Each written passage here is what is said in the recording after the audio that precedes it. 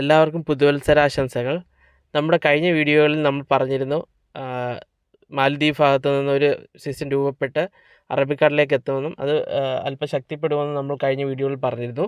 അതുപോലെ തന്നെ ഈ ഒരു സിസ്റ്റം ലക്ഷദ്വീപ് ഭാഗത്തേക്ക് എത്തുകയാണെങ്കിൽ കേരളത്തിലും മഴയ്ക്കുള്ള സാധ്യതയുണ്ടെന്ന് നമ്മൾ കഴിഞ്ഞ വീഡിയോയിൽ സൂചിപ്പിച്ചിരുന്നു. ഏകദേശം അതുപോലെ തന്നെയാണ് കാര്യങ്ങൾ വന്നിരിക്കുന്നത്. കഴിഞ്ഞ ദിവസങ്ങളിൽ അറബിക്കടലിൽ നിലനിന്നിരുന്ന സിസ്റ്റം ന്യൂനമർദ്ദമായി ശക്തിപ്പെട്ടെങ്കിലും ഇന്നലെയോടെ ഈ ഒരു സിസ്റ്റം അല്പം ശക്തി കുറഞ്ഞ ഒരു ചക്രവാത ചുഴിയായി മാറിയിട്ടുണ്ട്. അതുപോലെ തന്നെ ഇന്നും അതുപോലെ തന്നെ വരും ദിവസങ്ങളിൽ ഈ സിസ്റ്റം അല്പം വടക്ക് കിഴക്കേ ദിശയിൽ സഞ്ചരിച്ച് നമ്മുടെ ലക്ഷദ്വീപിന് കുറച്ച് സമീപത്തേക്കായി എത്താനുള്ള സാധ്യതയുണ്ട്. ഇനി ഈ സിസ്റ്റം കൂടുതൽ ശക്തിപ്പെടാനുള്ള സാധ്യത വളരെ വിരളമാണ്. ആദ്യ മോഡലുകൾ ഈ സിസ്റ്റം ചിലപ്പോൾ ലക്ഷദ്വീപിൻ്റെ സമീപത്തെത്തി ശക്തിപ്പെടാനും ചുഴലിക്കാറ്റ് വരെ ആവാനുള്ള സാധ്യത കാണിച്ചിരുന്നു. നമ്മളന്ന് പറഞ്ഞിരുന്നു ആ സാധ്യത വളരെ വിരളമാണ്. ലക്ഷദ്വീപിന് സമീപത്തെത്തും, ചുഴലിക്കാറ്റ് ആവാൻ സാധ്യത കുറവാണെന്ന് നമ്മൾ കഴിഞ്ഞ വീഡിയോയിൽ പറഞ്ഞിരുന്നു. ഇപ്പോൾ ഏകദേശം അതുപോലെ തന്നെയാണ് കാര്യങ്ങൾ. ഈ അടുത്ത ദിവസങ്ങളിൽ ഇത് കുറച്ചുകൂടി വടക്ക് കിഴക്കേ ദിശയിൽ സഞ്ചരിക്കും. ലക്ഷദ്വീപിന് പരമാവധി അടുത്തായി എത്തും. ഈ പ്രദേശത്ത് നിലനിന്ന് 1-2 ദിവസം കൊണ്ട് പതിയെ ഇല്ലാതാവാൻ തന്നെയാണ് സാധ്യത. അപ്പോൾ കേരളത്തിൽ പതിയെ മഴ നമുക്ക് ലഭിച്ച് തുടങ്ങാനുള്ള സാഹചര്യം ഒരുങ്ങി തുടങ്ങിയിട്ടുണ്ട്. ഇന്നലെ തിരുവനന്തപുരം, കൊല്ലം ജില്ലകളിൽ ചില പ്രദേശങ്ങളിൽ മഴയുണ്ടായി, വൈകുന്നേരവും രാത്രിയിലുമായിട്ട്. അതുപോലെ തന്നെ രാത്രി വൈകിയും ഇന്ന് പുലർച്ചെയായിട്ട് വടക്കൻ കേരളത്തിലും ചില പ്രദേശങ്ങളിലൊക്കെ മഴ ലഭിച്ചു തുടങ്ങിയിട്ടുണ്ട്. രാവിലെയും ഉപഗ്രഹ ചിത്രങ്ങൾ നോക്കുമ്പോൾ നമുക്ക് കാണാം മേഘാവൃതമാണ്. നമുക്ക് ഉപഗ്രഹ ചിത്രങ്ങൾ വേണമെങ്കിലൊന്ന് നോക്കാം. മേഘാവൃതമാണ് കാര്യങ്ങൾ. വടക്കൻ കേരളത്തിലൊക്കെ ഇപ്പോൾ ഈ ഒരു രാവിലെ ആയിട്ട് പോലും ഇപ്പോഴും മേഘസാന്നിധ്യമുണ്ട്. ചില പ്രദേശങ്ങൾക്ക് മഴ ലഭിച്ചുകൊണ്ടിരിക്കുന്നുണ്ട്. അപ്പോൾ ഇനി നമുക്ക് ഇന്ന് മുതൽ കുറച്ച് ദിവസത്തേക്കുള്ള മഴ സാധ്യത എങ്ങനെയാണെന്ന് നോക്കാം.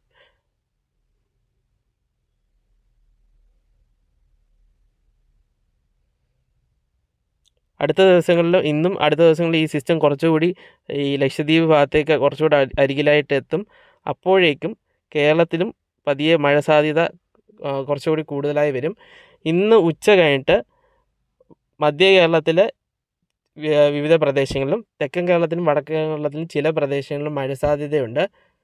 ഇടത്തരം അല്ലെങ്കിൽ ചാറ്റൽ മഴയ്ക്കാണ് കൂടുതൽ പ്രദേശങ്ങളിലും സാധ്യത. എന്നാൽ ചുരുക്കം ചില പ്രദേശങ്ങളിൽ, മധ്യ കേരളത്തിലെ ചില പ്രദേശങ്ങളിൽ ഒറ്റപ്പെട്ട ശക്തമായ മഴയ്ക്ക് സാധ്യതയുണ്ട്. വടക്കൻ കേരളത്തിലും തെക്കൻ കേരളത്തിലും 1-2 പ്രദേശങ്ങളിൽ മാത്രം അല്പം ശക്തമായ മഴയ്ക്ക് സാധ്യതയുണ്ട്. വ്യാപകമായ മഴയ്ക്കോ തുടർച്ചയായ ശക്തമായ മഴയ്ക്കോ സാധ്യതയില്ലെന്ന് എടുത്തു പറയട്ടെ.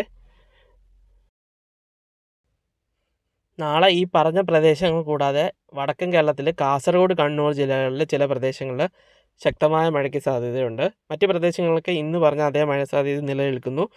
അപ്പോൾ അടുത്ത ദിവസങ്ങളിൽ ജനുവരി 8, 9 ആ തീയതികൾ വരെ കേരളത്തിൽ ഇത്തരം മഴ സാധ്യത നിലനിൽക്കുന്നുണ്ട്. ഇപ്പോഴത്തെ നിലവിലെ വെതർ മോഡലുകൾ അങ്ങനെയാണ് സൂചിപ്പിക്കുന്നത്. അപ്പോൾ ജനുവരി 7 തീയതി കുറച്ച് വ്യാപകമായി, കേരളം മൊത്തം മഴ പെയ്യുമെന്നല്ല, കുറച്ച് വ്യാപകമായി ശക്തമായ മഴയ്ക്കും ചുരുക്കം ചില പ്രദേശങ്ങളിൽ ഒറ്റപ്പെട്ട അതിശക്തമായ മഴയ്ക്കും സാധ്യതയുള്ളതായിട്ട് വെതർ മോഡലുകൾ സൂചിപ്പിക്കുന്നുണ്ട്. അപ്പോൾ ജനുവരി 7, 8 തീയതി ആ തീയതികളിൽ കുറച്ച് വ്യാപകമായും അല്പശക്തമായ മഴ പ്രതീക്ഷിക്കുന്നു. ജനുവരി 7 തീയതി ഒറ്റപ്പെട്ട അതിശക്തമായ മഴയും ചില പ്രദേശങ്ങളിൽ സാധ്യത കാണുന്നുണ്ട്. അപ്പോൾ ആ തീയതികളിൽ കിഴക്കൻ മേഖലയിൽ അല്പം ജാഗ്രത പുലർത്തുന്നത് അഭികാമ്യമായിരിക്കും. ഇനി മറ്റൊരു കാര്യം സൂചിപ്പിക്കാനുള്ളത്, കഴിഞ്ഞ ദിവസങ്ങളിലൊക്കെ നമുക്കറിയാം നല്ല വെയിലാണ് രാവിലെ മുതൽ വൈകുന്നേരം വരെ. രാത്രിയാണെങ്കിൽ പറയത്തക്ക തണുപ്പോ മഞ്ഞോ ഒന്നും ഇല്ലതാനും. അത് പ്രധാന കാര്യം, കൂടുതൽ പ്രദേശങ്ങൾ വീണ്ടും മേഘാവൃതമായി തുടങ്ങിയിട്ടുണ്ടായിരുന്നു വൈകുന്നേരം അല്ലെങ്കിൽ രാത്രിയോടെ.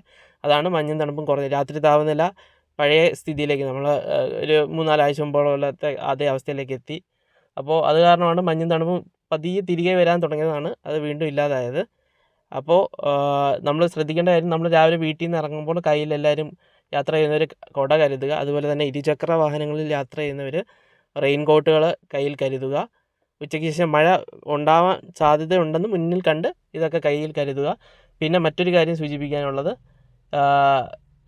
നമ്മുടെ രാവിലെ സാധനങ്ങളൊക്കെ പുറത്ത്, നമ്മുടെ തുണികൾ അതുപോലെ തന്നെ ധാന്യങ്ങളൊക്കെ ഉണക്കാനിടുന്നവർ ഉച്ചയ്ക്ക് ശേഷം മഴ എത്തുമെന്നുള്ള ധാരണ മനസ്സിലുണ്ടാവണം. ഉച്ചയ്ക്ക് ശേഷം പെട്ടെന്ന് ചിലപ്പോൾ മേഘാവൃതമായ മഴയെത്താം. അപ്പോൾ ആ ഒരു സാധ്യത എല്ലാവരും മുന്നിൽ കാണുക. ഒരു കാര്യം കൂടെ സൂചിപ്പിക്കാനുള്ളത് ജനുവരി 10ഓടെയോ അതിനുശേഷമോ മഴ സാധ്യത കുറയുന്നതായിട്ടാണ് നിലവിലെ വെതർ മോഡലുകളെല്ലാം സൂചിപ്പിക്കുന്നത്. അങ്ങനെയാണെങ്കിൽ അതിനുശേഷം പതിയെ രാത്രി താപനില കുറയാനും മഞ്ഞും തണുപ്പും വീണ്ടും പല പ്രദേശങ്ങളിലും ലഭിച്ചു തുടങ്ങാനും സാധ്യതയുണ്ട്. രാത്രിയിൽ നമുക്ക് അല്പം പ്രസന്നമായ കാലാവസ്ഥ, നമുക്ക് അധികം ചൂടില്ലാത്ത കാലാവസ്ഥ അനുഭവപ്പെട്ട് തുടങ്ങാൻ സാധ്യതയുണ്ട്. GFS മോഡൽ ഒരു കാര്യം കൂടെ പറയുന്നു. GFS മോഡലിൽ ജനുവരി 10-ാം തീയതിക്ക് ശേഷം, അതായത് അടുത്ത ആഴ്ചയിലും ഒരു 1-2 സിസ്റ്റം ഈ ശ്രീലങ്കൻ ഭാഗത്ത് രൂപപ്പെടുമെന്നുള്ള ഒരു സൂചന നൽകുന്നുണ്ട്. ഇവിടെ കാണാം. അങ്ങനെയാണ് പക്ഷേ ഇപ്പോഴത്തെ സൂചന പ്രകാരം ഇത് കേരളത്തിലെ കാലാവസ്ഥയെ കാര്യമായി ബാധിക്കുന്നില്ല.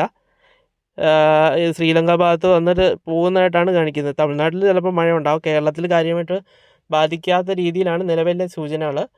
ഇതിലെന്തെങ്കിലും ഈ ഒരു സിസ്റ്റത്തിൻ്റെ സഞ്ചാരപാതയിൽ എന്തെങ്കിലും മാറ്റം ഉണ്ടായാൽ നമ്മൾ ജനുവരി 10-ന് ശേഷമുള്ള ഈ പറഞ്ഞിരിക്കുന്ന മഴ പൂർണ്ണമായിട്ടും വിട്ടു നിൽക്കാനുള്ള സാധ്യത, ഒരു സാധ്യത ചിലപ്പോൾ മാറി മറിഞ്ഞേക്കാം. ഇപ്പം നിലവിലെ സാധ്യത വെച്ചിട്ട് ജനുവരി 10-ഓ അതിന് ശേഷമോ കേരളത്തിൽ മഴ കുറയാനും നമ്മുടെ രാത്രി താപനില കുറയാനും അതുപോലെ തന്നെ മഞ്ഞും തണുപ്പും തിരികെ എത്താനും സാധ്യത കാണുന്നുണ്ട്. അപ്പോൾ വീഡിയോ എല്ലാവർക്കും ഇഷ്ടപ്പെട്ടെന്ന് കരുതുന്നു. എല്ലാവരും ലൈക്കും ഷെയറും ചെയ്ത് സപ്പോർട്ട് ചെയ്യുക. നമ്മുടെ ചാനൽ സബ്സ്ക്രൈബ് ചെയ്ത് സപ്പോർട്ട് ചെയ്യുക. അപ്പോൾ എല്ലാവർക്കും നന്ദി, നമസ്കാരം.